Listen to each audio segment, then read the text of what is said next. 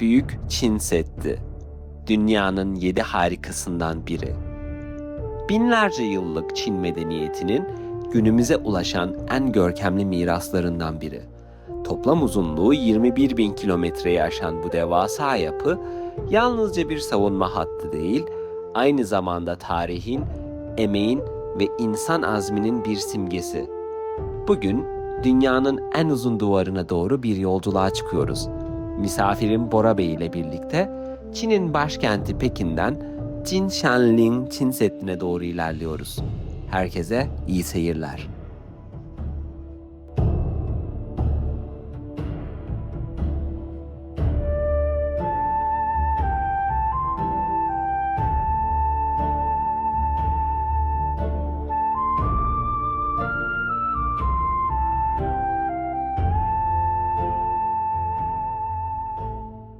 Herkese günaydın, kanalıma hoş geldiniz arkadaşlar.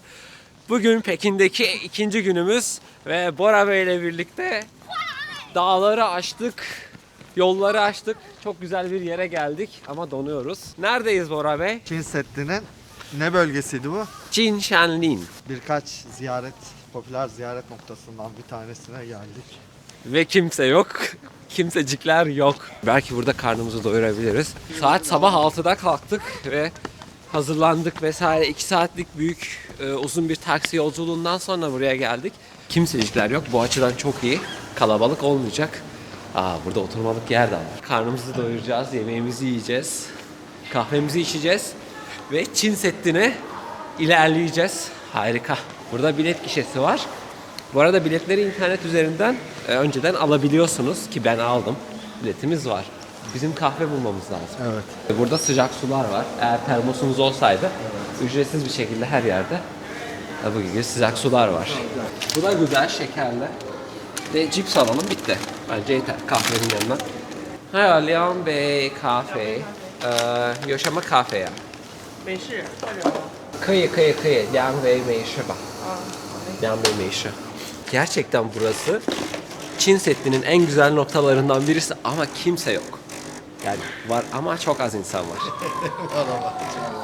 Şimdi az önce içeride karnımızı doyurduk. Biletimizi almıştık ama buradaki küçük araçlarla yukarı çıkmamız lazım. Bir ortalama 3 kilometrelik bir yol var. Ne kadar ödedik git gel? 200 yuan ödedik. Ve bu arabayla gideceğiz galiba. Bilmiyorum. Neyine bekliyorsun? 坐这个车吗？ Pekin'den buraya 120 kilometre yol geldik. 400 yuan verdik. 3 kilometrelik taksi yolculuğu için 200 yuan verdik. Çok garip.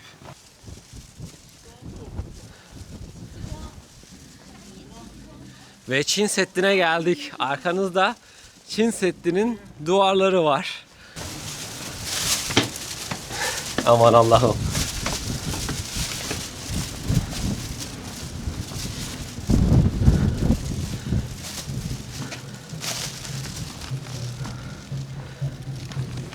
Bakın İngilizce I love you falan yazmışlar.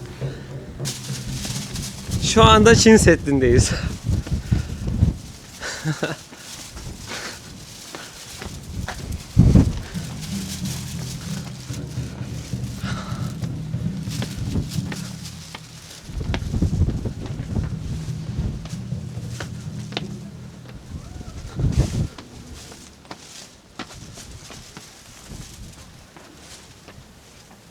Tepeler boyunca uzanan. Yılan gibi. Aynen. Şu anda tam altlarında olduğumuz için bir şey anlayamadık.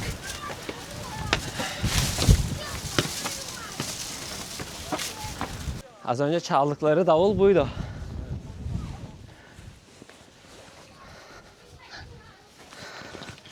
Denemek ister misiniz? Deneriz. Bir saniye. Bunu da alın. Tersiyle vuracaksınız.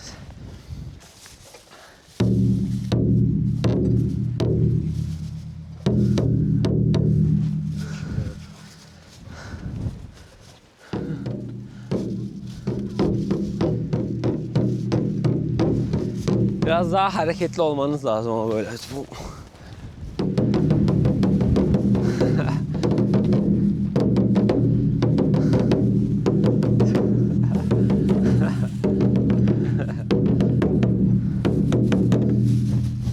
garip garip zıplayıp vuruyorlar ya böyle. Evet, evet. Aynen.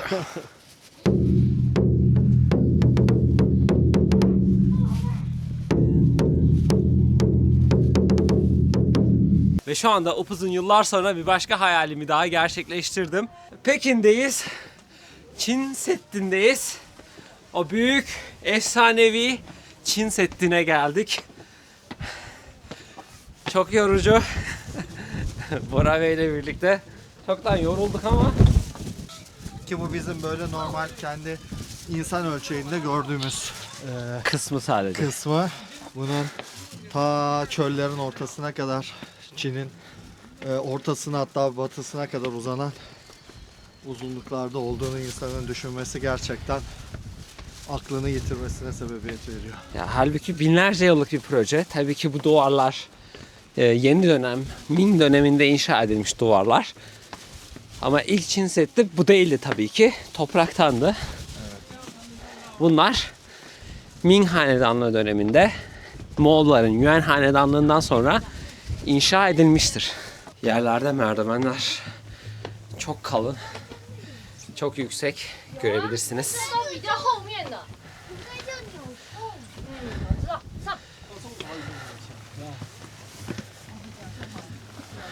快，Go！能不能叫 VIP？你已经 VIP 了，你才是 VIP。你已经飞到人家已经走不了了。 Yorucu. Yoruldum.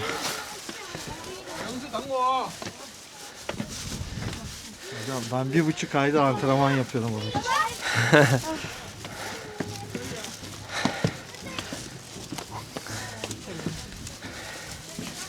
Bu kuleleri çok karakteristik ve çok hoş. Buradan sonsuzluğa doğru uçuyoruz herhalde. Ha yok burada bakım için. Yine biliyorsun bakım. Evet. Oradan parayı veren Hunluları alıyorlar. Yok canım.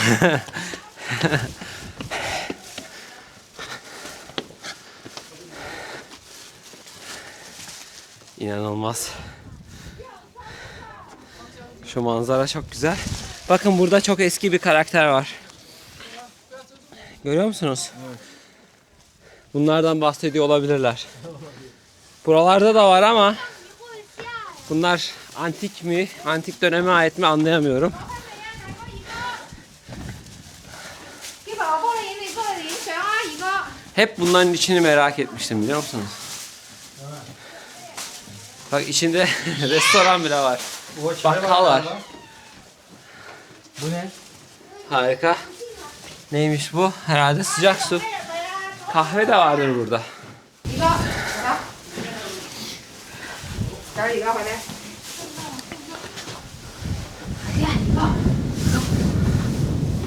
弟弟，找了几个，打过来。哦。 Şu an nereye bakıyorsunuz? Direkt duvarlara. Direkt duvarlara. Aynen.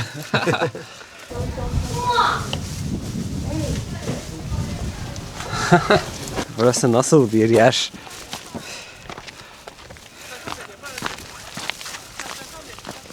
Abi şu anda bastığın direkt granit. Evet.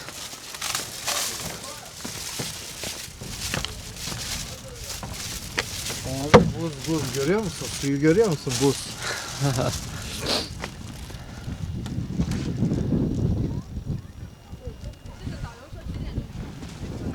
Şurada dur bak. Tam şurada dur. Üstüne alalım. Jinshanling Dağı'nın zirvesinde yer alan Çin Seddi'nin bölümü. Burası zaten çok inanılmaz bir yer. Arka tarafta göller var. Bakın ileride yanından geçtiğimiz göl var. Siz uyuyordunuz o esnada. Burasının özelliklerinden birisi, en önemli özelliklerinden birisi aslında insanların, burada çalışan askerlerin üzerlerine, taşların üzerine isimlerini yazmış olması. İsimler var. Hani bunu restorasyondan sonra insanlar mı yaptı yoksa askerler mi yaptı? Birazcık anlaması zor ama Vardır. bakın. Tuğlalar. February 2023 2003'te yazmışlar bak. 26 Şubat'ta. Buraya çakıl getir. tek tek ama çalışmak bir iş olsa gerek. Yazık ya böyle tarihi bir yapıya zarar vermek. Peki Çin Seddi'nin bu harcına hakkında ne düşünüyorsunuz? Yani Çok ilginç bir harcı var. ben bunların yeni dönem harç olduğunu düşünüyorum. Bunlar hep restorasyon. Bunlar restorasyon. Yani genel önceki harçları. Pirinçten Öyle mi? tabi. Farklı bir karışım var diyorsun. Türkiye'de deve kuşu yumurtası çok kullanılıyor. Horasan harcı diyoruz ona. Evet. Bağlayıcılığı olan. Eskiden tabii ki çimento yok. Bunun gibi doğal malzemelerle bağlayıcılık sağlıyorlar. Bakın bu bölüm çok güzel. Burası çok önemli. Bence burada fotoğraf da çekinebiliriz. Ancak fark ettiğim şu buradaki kule Yıkılmış. yıkık. Bence çok hoş. Oradan resim alalım. Şu arkama bakar mısınız arkadaşlar? Şu anda gerçekten Çin Seddi'ndeyiz. Ve şakası yok.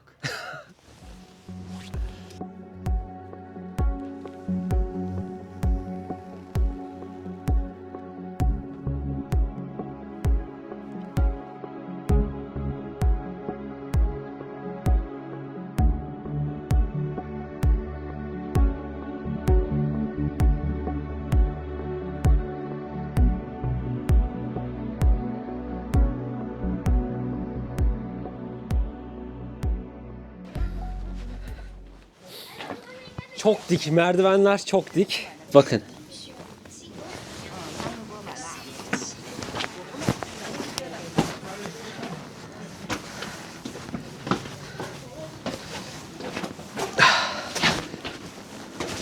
Şey görüyor musun? Bak bak.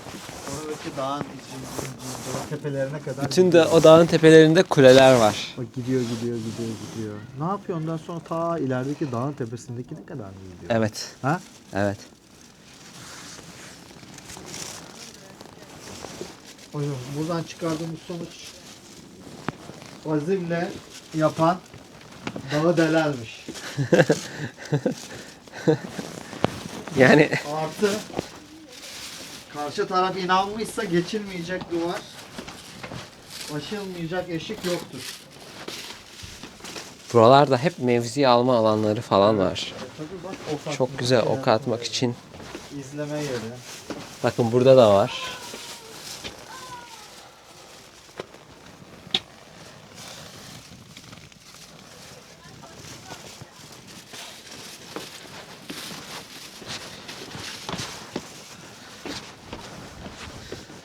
Karşıki dağlara gidiyoruz işte. Burası işte Jinshanling. Badaling'e göre çok daha az insanın bildiği ve daha uzakta olan bir duvar. Çin Seddi'nin bir kısmı. Yani gelen turistler genel olarak hani burayı bilmiyor ya da burası çok uzak diye gelemiyor. Diğerine direkt trenle geçilebiliyor örneğin. Trenle gidiyor. Ve daha yakın, şehre daha yakın. Burası ise şehre daha uzak ama değiyor. Gerçekten değiyor. Hayatımda ben böyle harika bir manzara çok az görmüş. Ya gördüm ama çok az gördüm. Çok başka. Epik bir manzara.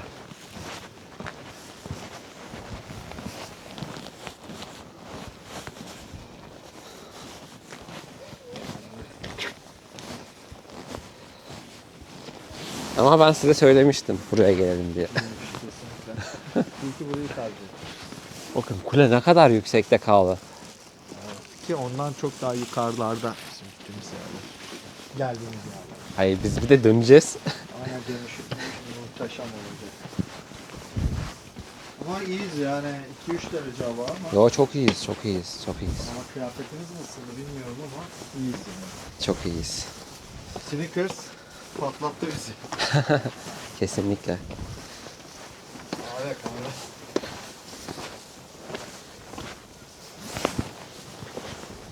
Yanıma da aşağı inişiyoruz. Duvarın yüksekliğini bir görmen lazım sağ taraftan. Öyle mi? Aşağıya bak. İnanılmaz. İnanılmaz yüksek şu anda duvar. Bakar mısın? Altlar böyle kaya. Yani temelde görüyorsun. Onlar Evet. kaya.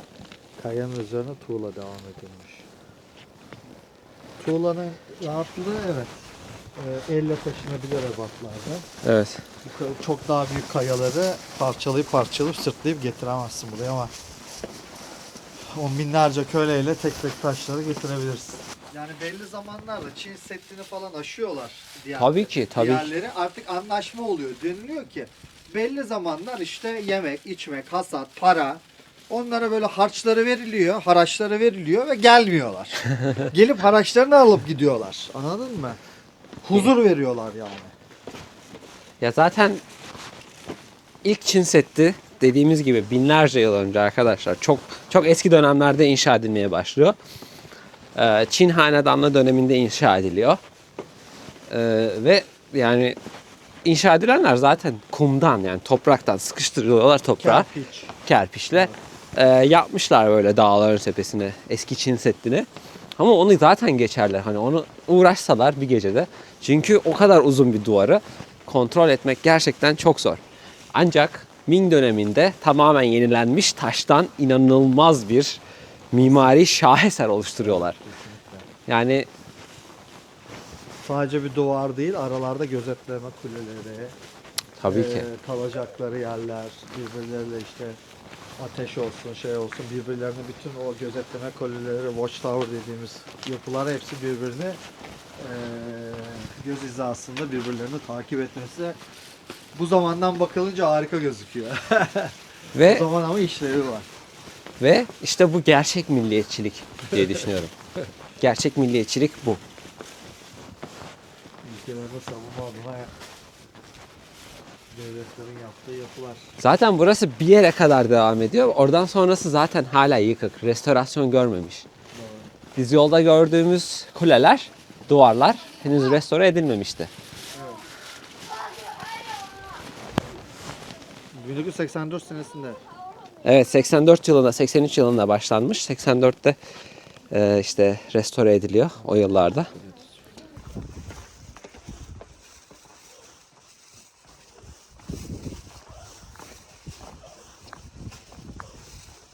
Doğruyu söyleyeyim şu anda ben ısındım yani. Ben size söyleyeyim mi bir şey? Çok doğru Çin Seddi'ne geldik ya. En iyisine geldik kesinlikle. Evet, bence de. Yani sakin de. Kimsecikler yok. Sakin değil bizim yani duvarlar şu an. Aynen kimsecikler yok dediğin gibi. Mükemmel. Buradan sonra bir 5-10 kişi vardır. Şu karşı tepelere çıksak bitti. Zaten çıkacak.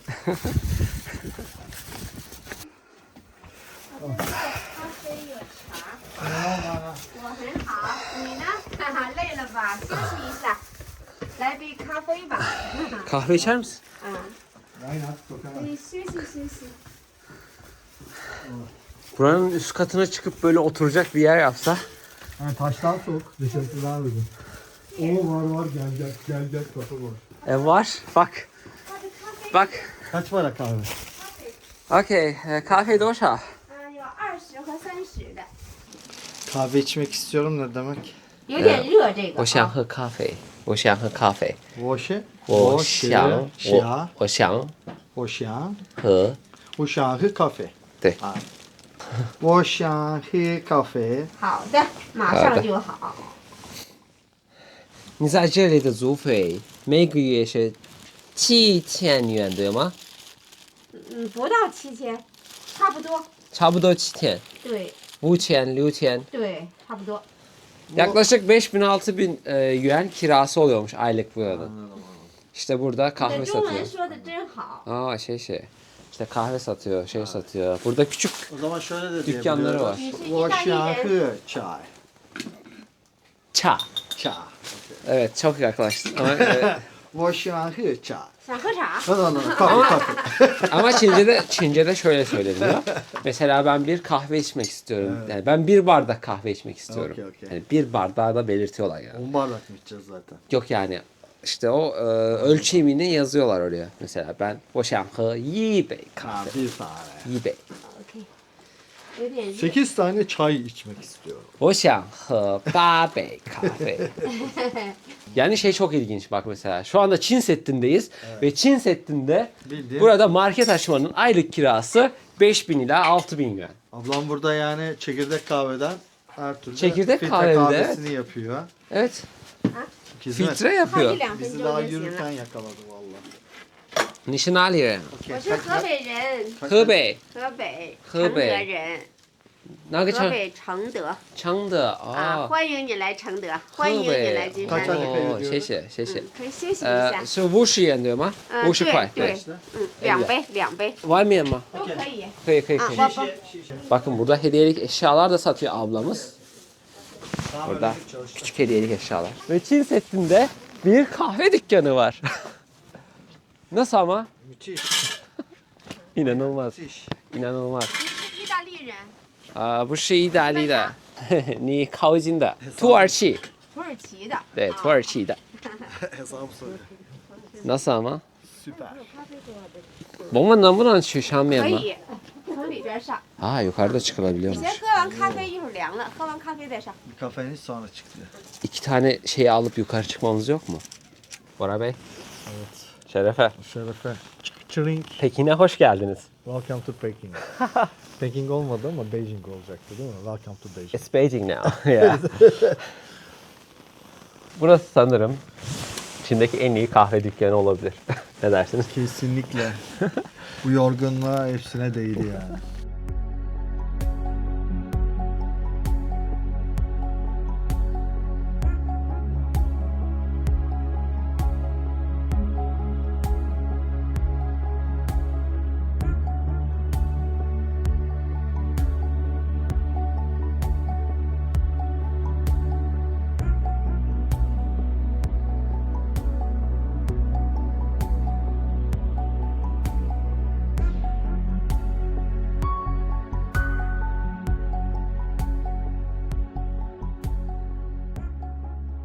De çok aşırı dik değil mi? Aşırı dik canım. Aşırı dik ve basamak yok. Yani açı çok dik. İnanılmaz. Ve basamak yok gerçekten. Çok eski taşlar. Bunlar orijinal taşlar. Bence öyle.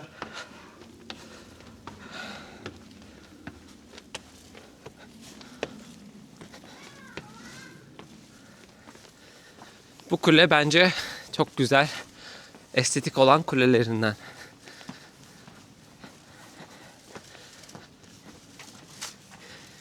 Böyle bakınca bir zindanımsı bir hava var. İstanbul'daki zindanlara benziyor. Buralarda tabii yaşıyorlar, kalıyorlar, kalmak zorundalar. Erzak geliyor, yiyorlar, içiyorlar, tuvalet, yatma. Hepsi küçük karakol. Evet. Ve işte dediğim gibi benim gittiğim o karakolda kale. O tabii. O da destek ekipler işte. Evet. Kalan askerler işte garnizon. Garnizon evet. O da duvarı aşanları kontrol ediyor. Doğru. Orası zaten bozkır, dağlık da değil, dümdüz alan. Çöl. Çöl. Çöl.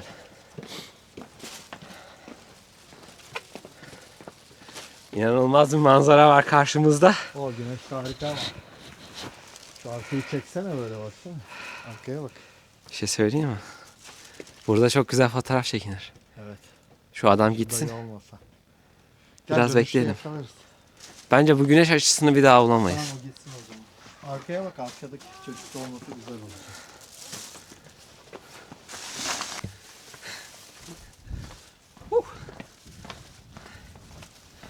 Gerçekten şu an çok rüzgar var. Arkamızda ya da önümüzde kimse kalmadı. Sadece biz kaldık. Ve inanılmaz güzel manzaralar bize eşlik ediyor.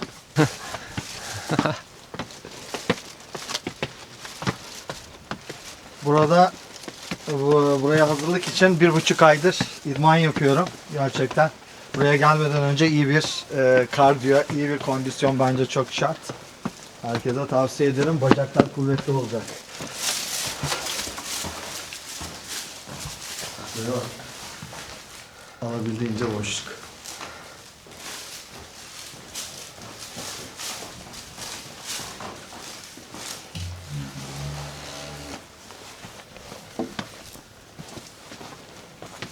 Bu sefer geçelim.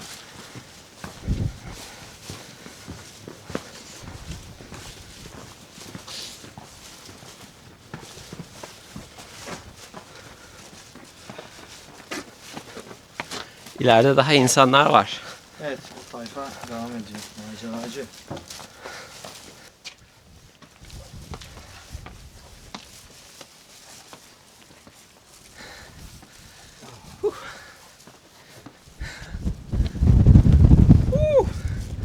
Bir rüzgar geldi şu an bir anda.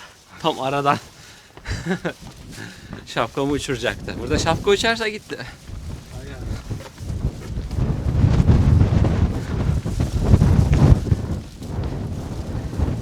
Şapkaya üzülmem de kafanın olmasına üzülürüm. Burada Sonra balon düşürür. Ya. evet, Burada taşlara inanılmaz. doğru sıyırıyor. İnanılmaz. Nereden geliyor bu böyle? Bakın buralar çok az restore edilmiş. Hatta orijinaline çok yakın yerler. Burayı restore ederken yarım kalmış. Bakın. Tamamlamamışlar. O yüzden zaten biraz açıklık var ve rüzgar yiyoruz. Evet. Ya şurası çok güzel. Burayı kim nasıl yıkmış? Böyle Buraya doğal. Doğal mı? Şimdi depremlerden de olmuş olabilir. yani. ben şöyle söyleyeyim. Yapılar aslında yaşayan organizmalardır. Sen onu taş zannedersin, kaya zannedersin ama insanın olmadığı her yapı her zaman yok olmaya ve yıkılmaya mahkum.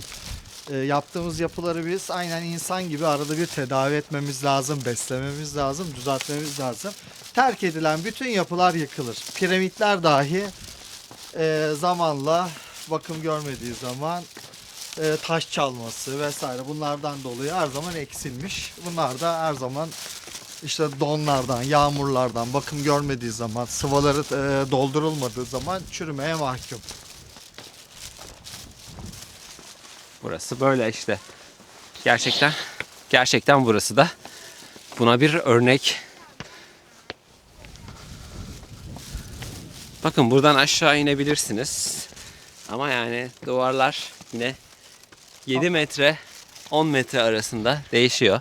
Medeniyetlere yakın olan eski yapılar, antik yapılar her zaman bu devşirme yapı malzemesinden dolayı. Yani insanlar diğer jenerasyonlarda bedava yapı malzemesi olarak gördükleri için piramitler dahi Kahire'de ve bölgede sökülüp yapı malzemesi olarak kullanılmış. Aynı şekilde Bizans bir önceki medeniyet olan Roma'dan, Romalılar bir önceki medeniyet olan antik Yunan medeniyetinden birçok devşirme malzemeler çalarak demeyeyim kullanarak yeni medeniyetlerini oluşturmuş. Keza daha sonra Selçuklular ve en sonunda Osmanlılara kadar bu devam etmiş ama burada yakında bir medeniyet olmadığı kesin. En nihayetinde buradan sökülen taşlar Pekin'e kadar ve yakın illere kadar götürülmüş olamaz. Buradakiler tamamıyla doğal erozyon, işte eskimeden dolayı kendi içine su alıp şişmesi ve bunlardan dolayı hasar görmüş olması çok muhtemel. Depremler de olabilir. Her ne kadar Chengdu ve bölgesi kadar, Xinjiang bölgesi kadar aktif deprem bölgesi olmasa dahi belli periyotlarda deprem olan bir bölge buralar. Zaten taşların yapısı aslında burada oturması da çok tehlikeli bir kişinin. Tabii. Riskli. Burası bir gözcü kulesi. 收回去了。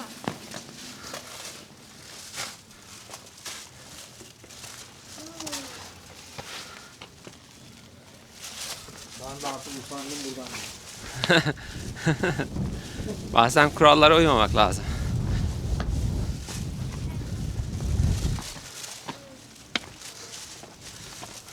Buralar ama artık hem Evet. zeminler hem duvarlar da, Orijinal. Daha az restorasyon var. Çok bariz.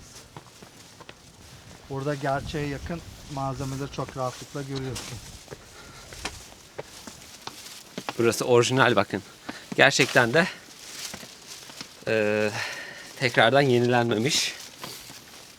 Bora Bey'le uzunca bir süre yürüdük ve artık dönüş vakti geldi. İnsana ilham veren, inanılmaz, daha önce hiç eşi benzerini görmediğimiz bir yapının tam olarak üzerindeyiz. Sizlere de şöyle Bora Bey'le birlikte gösterebilirim. Yani tıpkı bir ejderha gibi.